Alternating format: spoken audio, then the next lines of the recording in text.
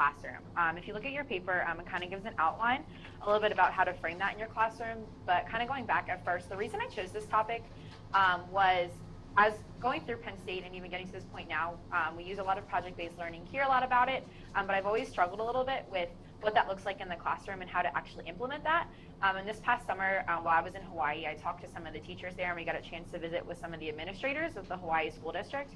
And this was something that they've been trying to implement, and I thought it was a really, really awesome and tangible way to use that problem-solving approach in the classroom with your students. If you flip to the second page, we have kind of a flow chart for what that design thinking looks. It stems from Stanford, the University of Stanford, Stanford University, whichever way it is, and what they do to create different projects and different engineering and design ideas.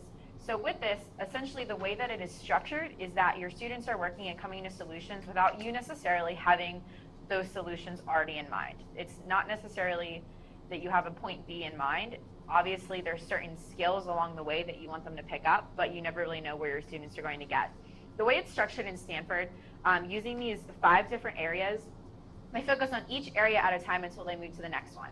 If you were to walk around the Stanford campus in their classrooms, the way that it looks is they have all these different whiteboards that have, so if you're starting off with understand, you have understand in a circle, and radiating from that all sorts of different ideas. So again, flipping back to that beginning portion, so first, just framing that design challenge for your students. So the first thing that you want to do is kind of have your students just brainstorm and think about a problem that they would like to address that they can think about. There's 3 different components of those problems. The setting, so where is this occurring? What are we going to be focusing on?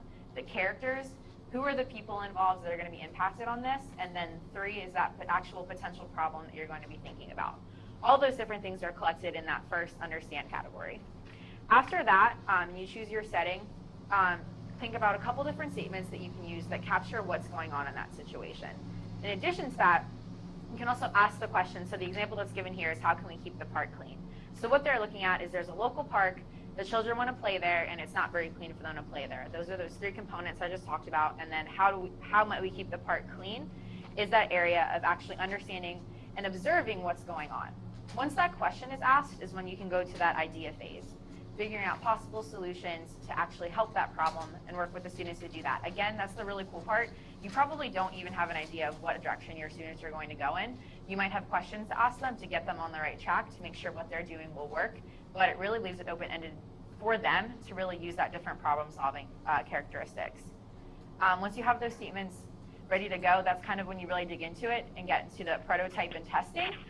Prototype kind of sounds really sciencey, but that applies to a lot of different ways, whether it's a specific area that they're trying to fix, maybe it's a culture in the school where there's a negative culture in the school and they want to change that a little bit to be a bit friendlier. The prototype simply looks like what they're going to do to try and fix it, actually testing it, and then if that doesn't really work out, you come back to that understand component and through until you think you found that solution for your students.